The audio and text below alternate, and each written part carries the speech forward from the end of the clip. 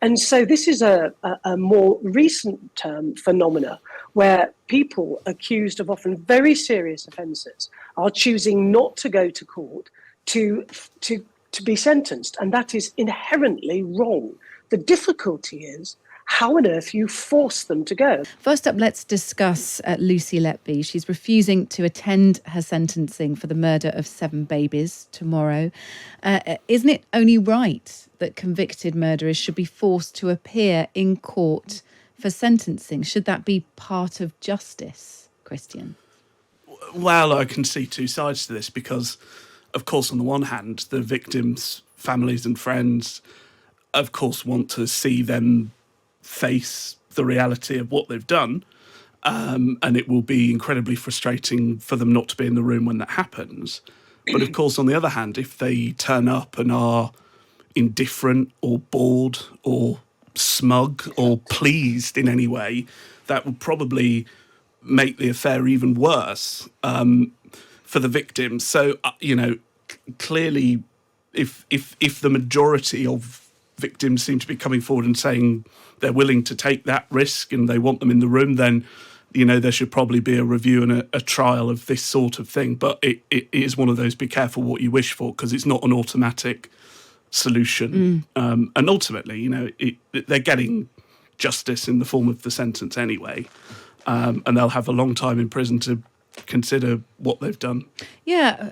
Anna, are we making too much of a big deal of this, that this is a relatively minute amount of time compared to the sentence that person will face, that there'll have been a trial beforehand as well? Your perspective, of course, welcome as a barrister.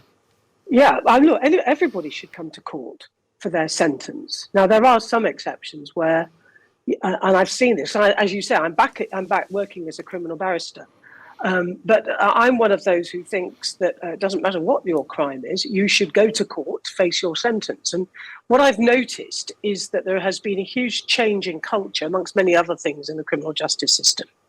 And because of the introduction of videos, which has its place and can be useful, it has enabled prisoners to think that they somehow have a choice in this. And sometimes they do have a choice. They will say, I don't want to go to court for that particular hearing. And sometimes I understand why that is. But it's created a culture that you don't really have to go. And so this is a more recent phenomena where people accused of often very serious offences are choosing not to go to court to be sentenced. And that is inherently wrong. The difficulty is how on earth you force them to go. I mean, it happened in the past because there was an expectation.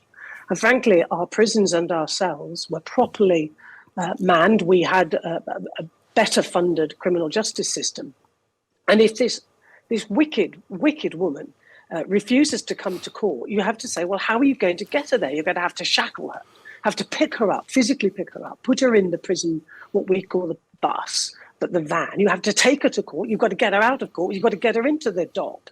And then, of course, you've got to make sure she behaves herself in the dock. And if she doesn't, the judge will throw her out quite properly down into the cells. So it's complicated, but I think we need two things. One, better funding of the criminal justice system so that we've got prison guards who actually can do this job.